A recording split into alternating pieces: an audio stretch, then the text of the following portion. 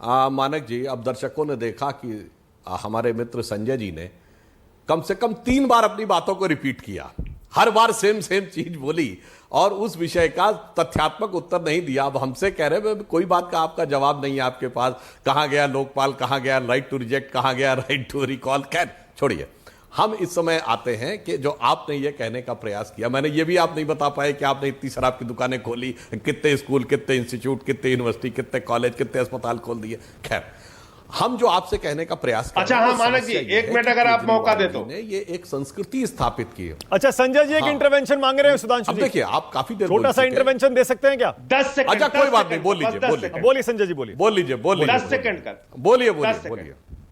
मानक जी, मेरी बात तो नहीं मानेंगे ये। मैंने आपके मोबाइल पे लिस्ट भेज दी है नए स्कूलों की, वो अपने चैनल पे आप दिखा दीजिए कृपा करके। और सुधांशु जी और हम लोग समय तय कर ले, ये नए स्कूल जो बने हैं दिल्ली में वो भी दिखवा देंगे, और 22,000 नए कमरे जो बने हैं वो भी दिखवा देंगे। आप लोग ऐसी बिना सर पैर की बातें करते हैं जिसका कोई आधार नहीं है। नए हॉस्पिटल बुराड़ी से लेके कई जगहों पे दिल्ली के अंदर बने हैं। आप चलिए हमारे साथ हॉस्पिटल भी दिखाते हैं। संजय जी, आपके पास नंबर होगा सुधांशु जी का, जरा फॉरवर्ड कर देते हैं यही लिस्ट, सुधांशु जी को भी फॉरवर्ड कर देते हैं। वैसे मैंने कर दी है व्हाट्सएप पे, अगर सुधांशु जी देख पाए तो। हाँ सुधांशु जी बोलिए। कर दे रहा हूं, मेरे पास है नंबर।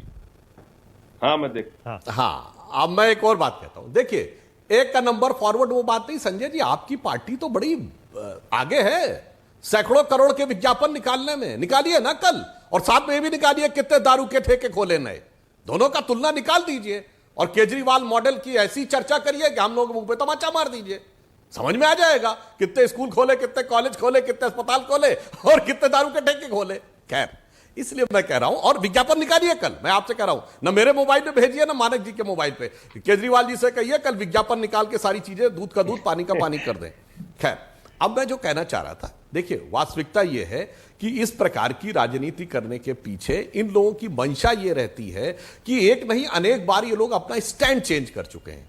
तो खतरा इस बात का रहता है, जो इन्होंने कहा कि गरीब महिला जाती है, बिल्कुल मैं यही तो कहना चाहता हूं। ये जो आपने घोषणा की कि चाहे कार चलाने वाली महिला हो या गरीब महिला, दोनों को देंगे, इसकी बजाय उतने ही पैसे से जो घर में जाकर काम काज करके चौका बर्तन करके अपनी जीविका चलाती है, उसके बच्चे को छात्रवृत्ति एक्स्ट्रा दे दीजिए, उसको और एक्स्ट्रा दीजिए ना। बजाय इसके दिखाने के लिए कि अगर दिल्ली में 2.5 करोड़ है और मान लीजिए 1.25 करोड़ महिला है, और मान लीजिए उसमें तो 25 लाख संपन्न है और 25 लाख बहुत खराब स्थिति में है, उन 25 लाख को जो आपने बांट दिया या पंजाब में आप बांट रहे हैं, उनसे उन 25 लाख गरीब वालों को दीजिए। जैसे हमने कहा कि भाई जो सक्षम हो वो सब्सिडी छोड़े, और उज्ज्वला में सबको दिया सब्सिडी। इसलिए हम ये बात कह रहे हैं, इसे कहते हैं कल्याणकारी राज्य, इसे कहते हैं ईमानदारी से जो कमजोर है, निर्धन है, उसकी सहायता करना।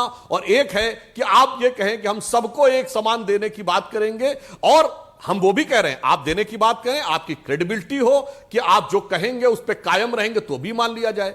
आप सबसे नई पार्टी हैं भारत की राजनीति में और सबसे ज्यादा बार स्टैंड चेंज कर चुके हैं। हम 1951 से आज तक कभी अपना स्टैंड नहीं चेंज किए हैं। धारा 370 हो, कॉमन सिविल कोड हो, श्री राम जन्मभूमि हो, कश्मीर का मामला हो, मगर आपके, मैंने आपको बताया, वो सारी टोपियां गायब हुई लोगों की, आप लोगों का स्टैंड चेंज हुआ। इसलिए यह बात कही गई है, स्वस्थ राजनीति की बात करिए, सबको एक समान रूप से देखिए, जो लोग गरीब हैं उनके लिए अधिक काम करिए, उनके लिए व्यवस्थाओं का निर्माण करिए, उनके लिए सुविधाओं का निर्माण करिए। परंतु इसके अलावा अब जैसे इनके नेता, एक छोटा सा उदाहरण देना चाहता हूं, मनीष सिसोदिया जी हैं, इन्होंने यह बयान दिया था अप्रैल 2021 में, इनकी पार्टी का दिया बयान है कि हमने बच्चों का वैक्सीन विदेश भेज दिया। अरे मैं दर्शकों से कहता हूं जाके चेक कर लीजिए, अप्रैल 2021 में भारत में क्या, पूरी दुनिया में बच्चों का कोई वैक्सीन नहीं बना था। क्या विश्वसनीयता है इन लोगों की, बताइए। एक तरफ कहते हैं शाहीन बाग हमारे दिल में है, या शाहीन बाग के पक्ष में बोल देते हैं, इनका जाके वहां पे जो विधायक है वो जलवाय जलाल के साथ खुल के समर्थन करता है। अभी उसने पता नहीं क्या क्या जाके उसके ऊपर लिखा है ट्वीट के ऊपर। जी हमसे उससे मतलब नहीं। इसलिए हम कह रहे हैं आप अपनी बात पे कायम नहीं रहते, हम अपनी बात पे 70 साल से कायम है। ओके, मतलब सुधांशु जी एक छोटा सा सवाल और, उसके बाद संजय सिंह को एक और मौका देना है मुझे। एक लाइन। हाँ, सवाल यह कि जो सुप्रीम कोर्ट में कमेटी पर चर्चा चल रही है, आप कमेटी बनवाने के पक्ष में है ना? आप चाहेंगे ना कि एक कमेटी बन जाए और वो कुछ मापदंड तय कर दे, ये देना है, ये नहीं देना है, इसको देना है, इसको नहीं देना है? देखिए, इस मामले पे विशेषाधिकार कोर्ट का है। जो सर्वोच्च न्यायालय तय करे वो हम मानेंगे, मगर सर्वोच्च न्यायालय से घबराहट इनको होनी स्वाभाविक है, क्योंकि इनके नेता ऐसी बातें बोलते हैं, इतने अविश्वसनीय हैं कि एक नहीं कई मौकों पे सर्वोच्च न्यायालय में माफी मांग चुके हैं। अरुण जेटली जी के खिलाफ, नितिन गडकरी जी के खिलाफ, मनीष तिवारी जी के खिलाफ, कांग्रेस के भी कई नेताओं के खिलाफ। तो ये घबराते हैं कि कोई मामला सुप्रीम कोर्ट में गया तो फैक्ट पे आता है, यहां बैठ के कुछ भी बोल दो, उसके बाद चलता है जनता के बीच में। संजय सिंह, कोर्ट का तो फैसला मानना पड़ेगा। हमने वहां एक कभी चर्चा माफी शुरू नहीं हो गई मांगी है कमेटी कोर्ट पर।